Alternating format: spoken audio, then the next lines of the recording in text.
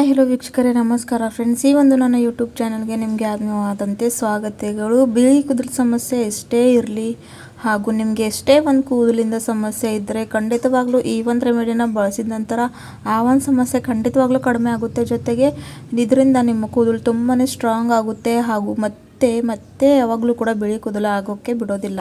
ಅಂಥ ಒಂದು ಎಫೆಕ್ಟಿವ್ ಆದಂಥ ರೆಮಿಡಿ ಇವತ್ತು ನಿಮ್ಮ ಜೊತೆ ಶೇರ್ ಮಾಡ್ತಾ ಇದ್ದೀನಿ ವೀಕ್ಷಕರೇ. ಖಂಡಿತವಾಗ್ಲೂ ಇದನ್ನು ನೀವು ರೆಗ್ಯುಲರ್ ಆಗಿ ಅಪ್ಲೈ ಮಾಡ್ತಾ ಬಂದರೆ ನಿಮಗೆ ಬೇಕಾಗಿರುವಂಥ ರಿಸಲ್ಟ್ನ ಪಡ್ಕೊಳ್ತೀರಾ.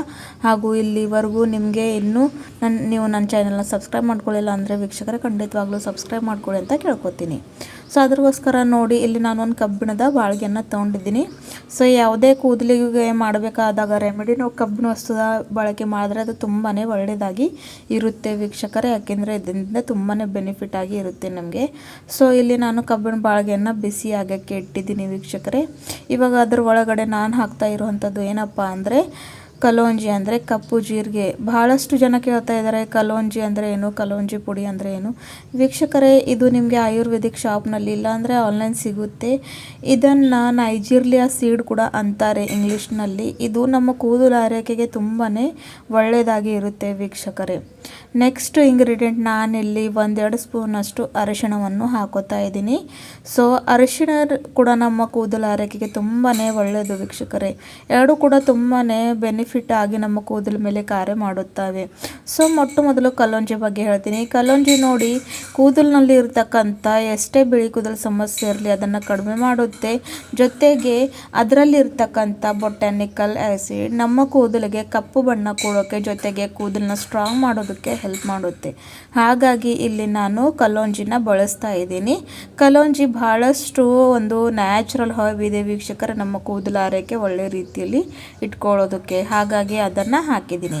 ಆಮೇಲೆ ಅರಿಶಿಣ ಹಾಕೋದ್ರಿಂದ ನೋಡಿ, ಅರಿಶಿಯಲ್ಲಿ ಆ್ಯಂಟಿ ಫಂಗಲ್ ಆ್ಯಂಟಿ ಆಕ್ಸಿಡೆಂಟ್ ಇರುತ್ತೆ. ಇದು ಕೂಡ ಅಷ್ಟೇ ವೀಕ್ಷಕರೇ, ನಮ್ಮ ಸ್ಕ್ಯಾಲ್ಪ್ನಲ್ಲಿ ಇರ್ತಕ್ಕಂಥ ಯಾವುದೇ ರೀತಿಯಾಗಿ ಇನ್ಫೆಕ್ಷನ್ ಇರಲಿ, ಇಚ್ನೆಸ್ ಇರಲಿ ಅದನ್ನು ಕಡಿಮೆ ಮಾಡುವಂಥ ಶಕ್ತಿ ಇಟ್ಕೊಳ್ಳುತ್ತೆ. ಜೊತೆಗೆ ಒಂದು ನ್ಯಾಚುರಲ್ ಡೈ ಆಗಿ ಕೂಡ ಕೆಲಸ ಮಾಡುತ್ತೆ. ಹಾಗಾಗಿ ನಾನಿಲ್ಲಿ ಅರಿಶಿಣವನ್ನು ಹಾಕ್ಕೊಂಡಿದ್ದೀನಿ. ಎರಡು ಕೂಡ ತುಂಬಾ ಪವರ್ಫುಲ್ ಆಗಿರುವಂಥ ಇಂಗ್ರೀಡಿಯೆಂಟ್ ಇದ್ದಾವೆ ವೀಕ್ಷಕರೇ. ಎರಡನ್ನೂ ಕೂಡ ಚೆನ್ನಾಗಿ ಲೋ ಫ್ಲೇಮ್ನಲ್ಲಿ ಇಟ್ಕೊಂಡು ಪೂರ್ತಿ ಕಲರ್ ಚೇಂಜ್ ಆಗೋವರೆಗೂ ಹಾಗೂ ಕಲೋಂಜಿಯಲ್ಲಿರ್ತಕ್ಕಂಥ ಆಯಿಲ್ ರಿಲೀಸ್ ಆಗೋವರೆಗೂ ನಾವಿಲ್ಲಿ ಡ್ರೈ ರೋಸ್ಟ್ ಮಾಡ್ಕೊಳ್ಬೇಕಾಗುತ್ತೆ. ಮನೆಯಲ್ಲೇ ಈ ರೀತಿಯಾಗಿ ಮಾಡಿಕೊಂಡ್ರೆ ತುಂಬ ಒಳ್ಳೆಯದಾಗಿರುತ್ತೆ ವೀಕ್ಷಕರೇ. ಇದನ್ನು ಜಾಸ್ತಿ ಪ್ರಮಾಣದಲ್ಲಿ ಮಾಡಿ ಕೂಡ ನೀವು ಪುಡಿ ಮಾಡ್ಕೊಂಡು ಏರ್ ಟೈಟ್ ಕಂಟೈನರಲ್ಲಿ ಹಾಕಿ ಸ್ಟೋರ್ ಮಾಡ್ಕೊಂಡು ಇಟ್ಕೋಬಹುದು. ಮತ್ತು ನಿಮಗೆ ಯಾವಾಗ ಬೇಕೋ ಅವಾಗ ಇದನ್ನು ನೀವು ಯೂಸ್ ಮಾಡ್ಕೊಳ್ಬಹುದು. ಸೊ ಇವಾಗ ನೋಡ್ತಾ ಇದ್ದೀರಲ್ವ, ಕಲರ್ ಪೂರ್ತಿ ಚೇಂಜ್ ಆಗಿದೆ. ಇವಾಗ ನಾನು ತಣ್ಣಗೆ ಹಾಕಿ ಬಿಡ್ತೀನಿ ಒಂದು 5 ನಿಮಿಷ, ಗ್ಯಾಸ್ ಆಫ್ ಮಾಡ್ಕೊಂಡು. ಆಮೇಲೆ ನೋಡಿ, ಇಲ್ಲಿ ನಾನು ಅದನ್ನು ಮಿಕ್ಸಿ ಬಲ್ಗೆ ಹಾಕ್ಕೊಂಡಿದ್ದೀನಿ. ಇವಾಗ ಇದನ್ನು ಫೈನ್ ಪುಡಿ ಮಾಡ್ಕೊಂಡು ಬರ್ತೀನಿ ವೀಕ್ಷಕರೇ. ಯಾವ ರೀತಿಯಲ್ಲಿ ಮೆಹಂದಿ ಪುಡಿ ಇರುತ್ತಲ್ವ ಆ ರೀತಿಯಲ್ಲಿ ನೋಡಿ, ಈ ಚೆನ್ನಾಗಿ ಎಷ್ಟು ಬ್ಲ್ಯಾಕ್ ಇರುವಂಥ ರೆಮಿಡಿ ರೆಡಿಯಾಗಿದೆ ಅಂತ ಇಲ್ಲಿ ನೀವು ನೋಡ್ಕೊಳ್ಬಹುದು. ಸೊ ಇದನ್ನು ಇವಾಗ ಹೇಗೆ ಯೂಸ್ ಮಾಡ್ಕೊಳ್ಳೋದು, ಎಷ್ಟು ಹೊತ್ತು ಅಪ್ಲೈ ಮಾಡ್ಕೊಳ್ಳೋದು ಅಂತ ಎಲ್ಲ ನಿಮ್ಮನ್ನು ತಿಳಿಸ್ಕೊಡ್ತೀನಿ ಬನ್ನಿ. ಸೊ ಇದನ್ನು ಇವಾಗ ಸ್ವಲ್ಪ ಸೈಡ್ಗೆ ಇಟ್ಬಿಡೋಣ. ನೆಕ್ಸ್ಟ್ ಪ್ರೊಸೆಸ್ ಸಲುವಾಗಿ ಇಲ್ಲಿ ನೋಡಿ ಒಂದು ಬೌಲನ್ನು ತೊಗೊಂಡಿದ್ದೀನಿ. ಇವಾಗ ಅದರ ಒಳಗಡೆ ವೀಕ್ಷಕರೇ ನಾನು ಒಂದಷ್ಟು ಕಾಫಿ ಪುಡಿನ ಹಾಕ್ತಾಯಿದ್ದೀನಿ. ಕಾಫಿ ಏನು ಮಾಡುತ್ತೆ ಅಂದರೆ ವೀಕ್ಷಕರೇ, ನಾವು ಯಾವ ಡೈಸ್ಗಳನ್ನು ಹಚ್ಕೋತೀವಲ್ವ ಅದನ್ನು ಮತ್ತಷ್ಟು ಜಾಸ್ತಿ ದುಪ್ಪಟವಾಗಿ ಕಾರ್ಯ ಮಾಡೋಕ್ಕೆ ಹೆಲ್ಪ್ ಮಾಡುತ್ತೆ. ಜೊತೆಗೆ ಇದು ನಮ್ಮ ಕೂದಲನ್ನ ಸಾಫ್ಟ್ ಸಿಲ್ಕಿ ಶೈನ್ ಇಡೋಕ್ಕೆ ಹೆಲ್ಪ್ ಮಾಡುತ್ತೆ. ಕಾಫಿನಲ್ಲಿರ್ತಕ್ಕಂಥ ಕ್ಯಾಫೀನ್ ನಮ್ಮ ಕೂದಲಿನಲ್ಲಿರ್ತಕ್ಕಂಥ ಡ್ರೈನೆಸ್ನ ಅಥವಾ ಫ್ರೀಸಿನೆಸ್ನ ತೆಗೆಯೋಕ್ಕೆ ಹೆಲ್ಪ್ ಮಾಡುತ್ತೆ. ಸೊ ಅದನ್ನು ಹಾಕ್ಕೊಂಡು ಒಂದು ಚಿಕ್ಕ ಬಟ್ಲಷ್ಟು ನೀರನ್ನು ಹಾಕ್ಕೊಂಡು ಇವಾಗ ಇದನ್ನು ನಾನು ಮಿಕ್ಸ್ ಮಾಡ್ಕೊತಾ ಇದ್ದೀನಿ ವೀಕ್ಷಕರೇ. ಸೊ ಇವಾಗ ಡೈ ಪ್ರಿಪರೇಷನ್ ಸಲುವಾಗಿ ಇದನ್ನು ನಾನು ಮಾಡ್ಕೊಳ್ತಾ ಇದ್ದೀನಿ. ಮತ್ತು ನೋಡಿ, ಮಿಕ್ಸ್ ಮಾಡ್ಕೊಂಡಿದ್ದಾದಮೇಲೆ ಅದೇ ಒಂದು ಬಾಳಿಗೆಗೆ ಇವಾಗ ನಾನು ಈ ರೆಡಿ ಮಾಡಿಟ್ಕೊಂಡಿರೋ ಅಂಥ ಕಾಫಿ ನೀರನ್ನು ಹಾಕ್ಕೊತಾ ಇದ್ದೀನಿ ವೀಕ್ಷಕರೇ. ಸೊ ಈ ರೀತಿಯಾಗಿ ಮಾಡಿಕೊಂಡ್ರೆ ತುಂಬಾ ಎಫೆಕ್ಟಿವ್ ಆಗಿ, ಅಂದರೆ ನಮ್ಮ ರೆಮಿಡಿ 200% ಜಾಸ್ತಿ ವೇಗವಾಗಿ ವರ್ಕ್ ಮಾಡುತ್ತೆ ವೀಕ್ಷಕರೇ. ಇದನ್ನು ನೀವು ವಾರಕ್ಕೆ 2 ಸಲ ಅಂತೂ ಮಾಡಲೇಬೇಕು.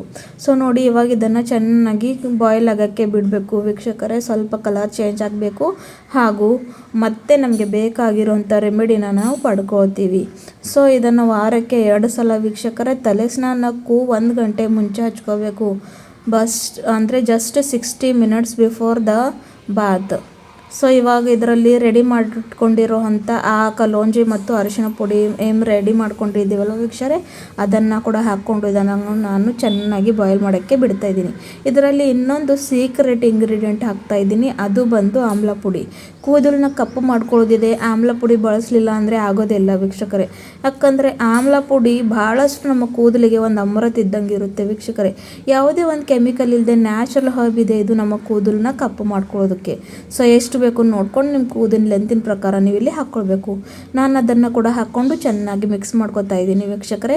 ಸೊ ಒಂದು ಮಾತು ನೆನಪಿರಲಿ ವೀಕ್ಷಕರೇ, ಇದನ್ನು ಅಪ್ಲೈ ಮಾಡ್ಕೊಳ್ಳೋ ಮುಂಚೆ ನಿಮ್ಮ ತಲೆಯಲ್ಲಿ ಎಣ್ಣೆ ಇರಬಾರ್ದು. ಅಂದರೆ ಆಯಿಲ್ ಫ್ರೀ ಹೇರ್ ಮೇಲೆ ಇದನ್ನು ನೀವು ಅಪ್ಲೈ ಮಾಡ್ಕೊಳ್ಬೇಕು ಆಗುತ್ತೆ.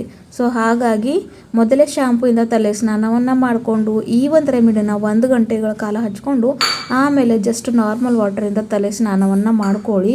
ನಿಮ್ಮ ಕೂದಲು ಎಷ್ಟು ಮಟ್ಟಿಗೆ ಕಪ್ಪಗಾಗುತ್ತೆ ಅಂತ ನೋಡಿ ನೀವೇ ಆಶ್ಚರ್ಯ ಪಡ್ಕೊಳ್ತೀರಾ. ಸೊ ನೋಡಿ ಇವಾಗ ಚೆನ್ನಾಗಿ ಇದು ಕೂಡ ರೆಡಿ ಆಗ್ತಾಯಿದೆ ವೀಕ್ಷಕರೇ. ಇದನ್ನು ಕೂಡ 1-2 ನಿಮಿಷಗಳ ಕಾಲ ಲೋ ಫ್ಲೇಮ್ನಲ್ಲಿ ಇಟ್ಕೊಂಡು ಬಾಯ್ಲ್ ಮಾಡ್ಕೊಳ್ಬೇಕು. ಇವಾಗ ನೋಡಿ ಇದು ಕೂಡ ಆಫ್ ಮಾಡಿಕೊಂಡು 5 ನಿಮಿಷಗಳ ಕಾಲ ತಣ್ಣಗಾಗಕ್ಕೆ ಬಿಡ್ತೀನಿ. ಆಮೇಲೆ ನೆಕ್ಸ್ಟ್ ಇಲ್ಲಿ ನಾನು ಒಂದು ಬೌಲಲ್ಲಿ ಇದನ್ನು ತಗೊಂಡಿದ್ದೀನಿ. ಸೊ ನೋಡಿ ಯಾವುದೇ ಒಂದು ಕೆಮಿಕಲ್ ಇಲ್ಲದೆ, ಯಾವುದೇ ಒಂದು ರಸಾಯನ ಇಲ್ಲದೆ ನ್ಯಾಚುರಲ್ ಇಂಗ್ರೀಡಿಯೆಂಟ್ಸ್ನ ತಯಾರು ಮಾಡಿರೋವಂಥ ಈ ಒಂದು ನ್ಯಾಚುರಲ್ ಡೈನ ನೀವು ಕೂಡ ಅಪ್ಲೈ ಮಾಡಿಕೊಂಡ್ರೆ ಇದರಿಂದ ನಿಮಗೆ ಯಾವ ಅಪಾಯ ಕೂಡ ಆಗೋದಿಲ್ಲ, ಸೈಡ್ ಎಫೆಕ್ಟ್ ಆಗೋದಿಲ್ಲ. ಚಿಕ್ಕ ಮಕ್ಕಳು ಇರಲಿ, ದೊಡ್ಡವರು ಇರಲಿ, ಪ್ರತಿ ಒಂದು ವಯಸ್ಸಿರೋ ಜನ ಇದನ್ನು ಯೂಸ್ ಮಾಡ್ಕೋಬಹುದು ವೀಕ್ಷಕರೇ. ಯಾಕಂದರೆ ಇದು ಕೆಮಿಕಲ್ ಫ್ರೀ ಇದೆ ಹಾಗೂ ಹಾರ್ಮ್ಫುಲ್ ಫ್ರೀ ಇದೆ, ಯಾರಿಗೂ ಕೂಡ ಏನೂ ತೊಂದರೆ ಆಗೋದಿಲ್ಲ. ಸೊ ವಾರಕ್ಕೆ 2 ಸಲ ಇಲ್ಲ ಅಂದರೆ ಮಿನಿಮಮ್ ವಾರಕ್ಕೆ 1 ಸಲ ಟ್ರೈ ಮಾಡ್ತಾ ಬನ್ನಿ. ಮತ್ತೆ ಯಾವತ್ತೂ ಕೂಡ ನಿಮಗೆ ಬಿಳಿ ಕೂದಲು ಕಾಣೋದೇ ಇಲ್ಲ, ಅಷ್ಟು ನ್ಯಾಚುರಲ್ ಆಗಿ ವರ್ಕ್ ಮಾಡುತ್ತೆ. ವಿಡಿಯೋ ಇಷ್ಟ ಆದರೆ ಚಾನಲ್ ಲೈಕ್ ಮಾಡಿ, ಸಬ್ಸ್ಕ್ರೈಬ್ ಮಾಡಿ. ಧನ್ಯವಾದ.